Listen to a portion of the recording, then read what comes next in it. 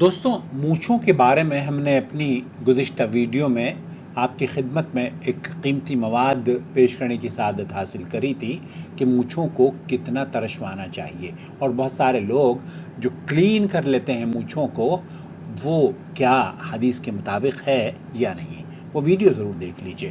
آج ہم آپ کی خدمت میں نبی کریم صلی اللہ علیہ وسلم کی تعلیمات کے مطابق ایک خوبصورت ویڈیو اور لے کر حاضر ہو رہے ہیں۔ ہمیں امید ہے کہ یہ بھی آپ کی علم میں اضافے کا سبب بنے گی اور قرآن و سنت سے مزید جڑنے کا، اس سے آپ کو شعور بھی پیدا ہوگا اور عمل کرنے کا جذبہ بھی۔ دوستو، بھائیوں اور بہنوں، صحیح بخاری میں حضرت ابو ہریرہ رضی اللہ تعالیٰ عنہ اور حضرت ابن عباس رضی اللہ تعالیٰ عنہما نبی کریم صلی اللہ علیہ وسلم کی اس حدیث کو نقل کرتے ہیں۔ وہ کہتے ہیں کہ اللہ کے رسول صلی اللہ علیہ وسلم نے مشکیزے یا برتن کے منہ سے پینے سے منع فرمایا ہے۔ برتن کے منہ سے پینے کا مطلب کیا ہے؟ بعض مرتبہ یہ ہوتا ہے کہ آپ اتنے بڑے برتن میں منہ سے پی رہے ہوتے ہیں کہ اندر ہمیں بہت ساری چیزیں نظر بھی نہیں آتی، اور گندگی کیا ہے اس میں، اس کی صاف صفائی کتنی ہے، یہ ہمیں پتہ نہیں چل پاتا۔ اہل علم نے اس سلسلے میں اس حدیث کے بارے میں وضاحت کرنے کی کوشش کی ہے۔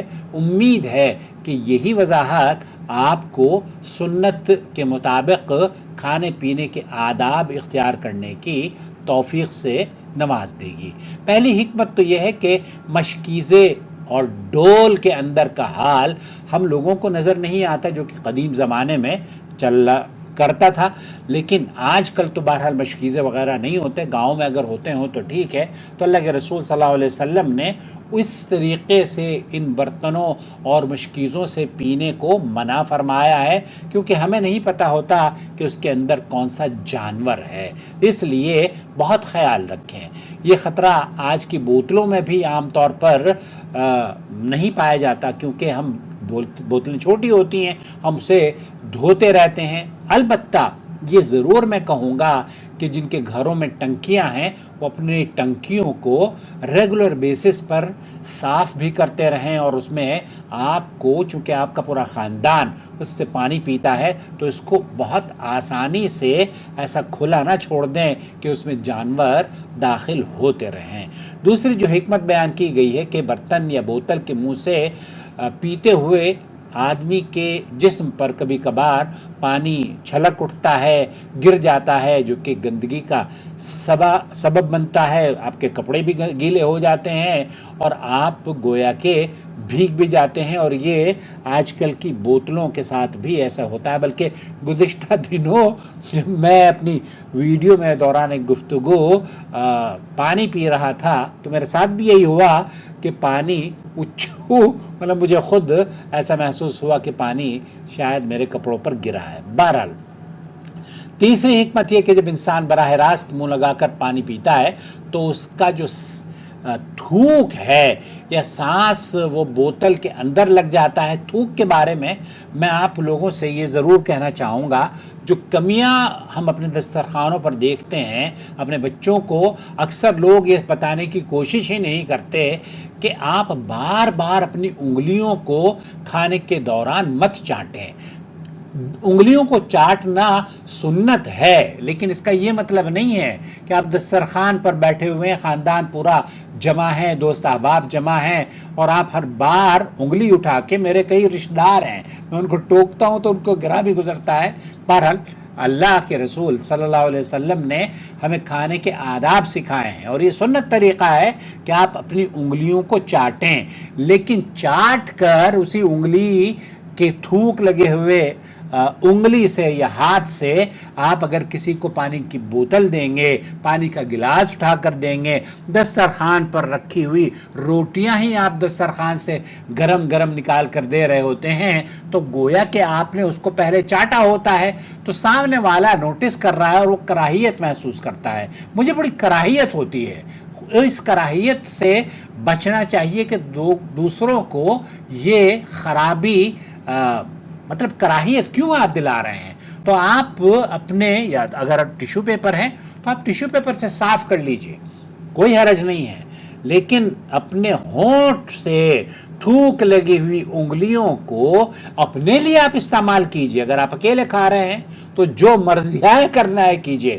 اس لیے اس طریقے کو میں نہیں سمجھتا کہ دسترخوان پر بیٹھ کر ہم بار بار اپنی انگلیوں کو چاٹتے رہیں اور جناب یہ روٹی ہے یہاں سے اٹھا کے روٹی یہ لیجیے عاقل صاحب، یہ لیجیے فلانے صاحب، یہ لیجیے ڈھمکانے صاحب. ارے بھائی آپ کی تھوک لگی ہوئی روٹی آپ کو کیوں کھلا رہے ہو؟ ہم تو لوگوں کو یہ کہتے ہیں کہ قرآن کریم کو بھی آپ تھوک لگا لگا کے ایسے چینج نہ کریں. کسی آدمی کو اگر آپ تھوک لگا کر مصافحہ کریں گے تو آپ ہاتھ ملائے گا کوئی نہیں، وہ کراہیت کا اظہار کرے گا. تو جب ہاتھ یہی تھوک تو ہے جو آپ نے کھانے کے دوران لگایا ہے اپنے ہاتھ پر اور اس سے آپ روٹی اٹھا کر دوسرے کو دے رہے ہیں.